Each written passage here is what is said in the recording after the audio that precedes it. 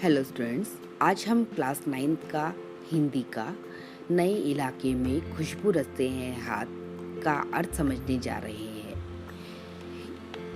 इस वीडियो में हम केवल एक ही जो पार्ट है उसको डिस्कस करेंगे नए इलाके में।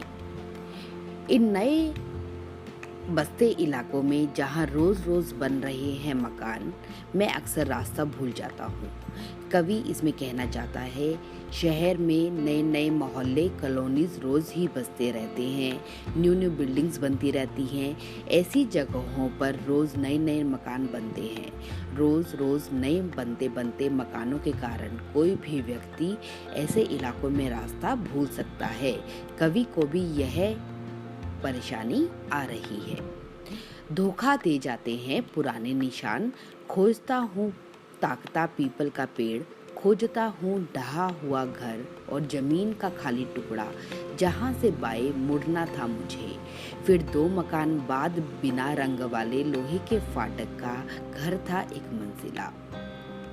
जो पुराने निशान है वो धोखा दे जाते हैं, क्योंकि कुछ पुराने निशान तो सदा के लिए मिट जाते हैं। अक्सर ऐसा होता है कि कोई पीपल का पेड़ जहाँ पर आपकी स्मृति में, आपकी यादों में होता है, वहाँ से गायब हो जाता है। यहाँ कोई ढहा हुआ घर, मकान अब भी दिखाई नहीं देता।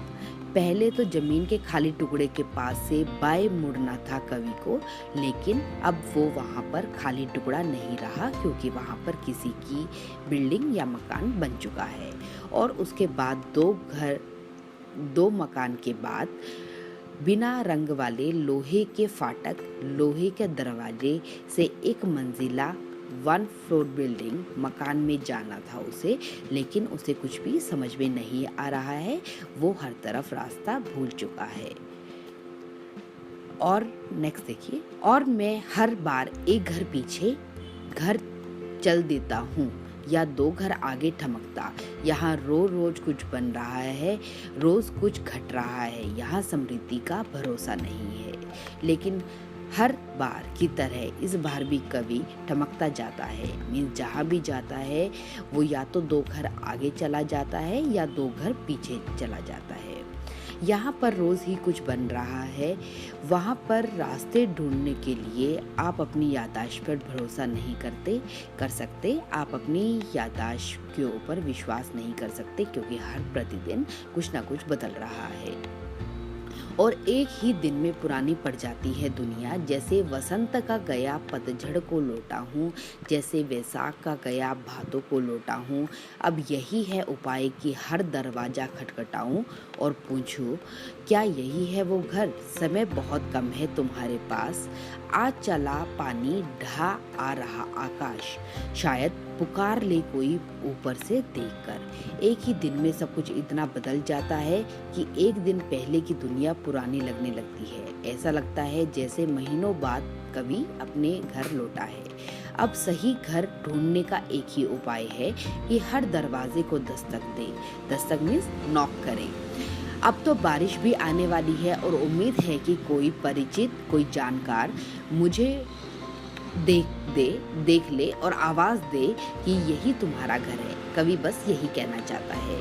कवि ने शीघ्र होते हुए परिवर्तन के बारे में बताया है। जल्दी जल्दी जो चेंजेस आ रहे हैं उनके बारे में बताया है।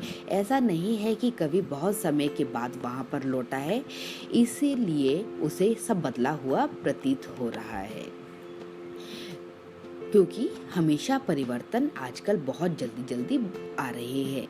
चाहे वो कुछ भी है, चाहे हमारी दिनचर्या है या फिर हमारा आसपास का इलाका है।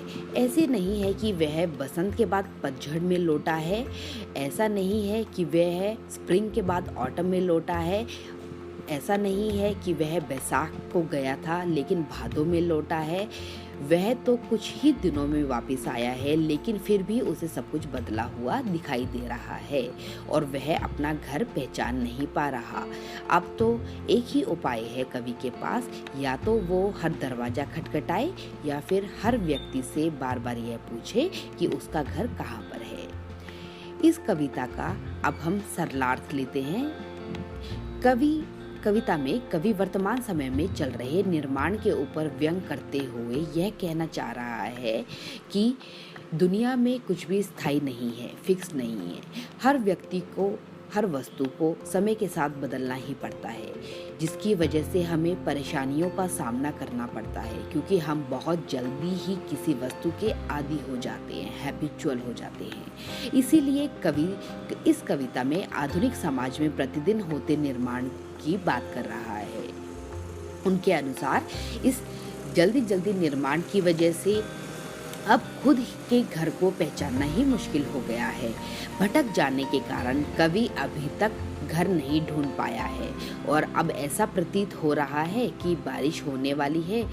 कवि के पास समय बहुत कम है। अब तो कवि इसी आस में बैठा है कि या तो किसी घर के ऊपर से उसको कोई जाना पहचाना आदमी पहचान ले और उसको आवाज़ लगा के बताए कि ये तुम्हारा घर है। बस उसके पास एक ही उपाय रह गया है। धन्यवाद। अगर आपको इस चैप्टर के क्वेश्चन आंसर देखने हैं तो दूसरी वीडियो देखिए और प्लीज़ लाइक एंड सब्सक्राइब करना मत भूलिए। धन्यवाद।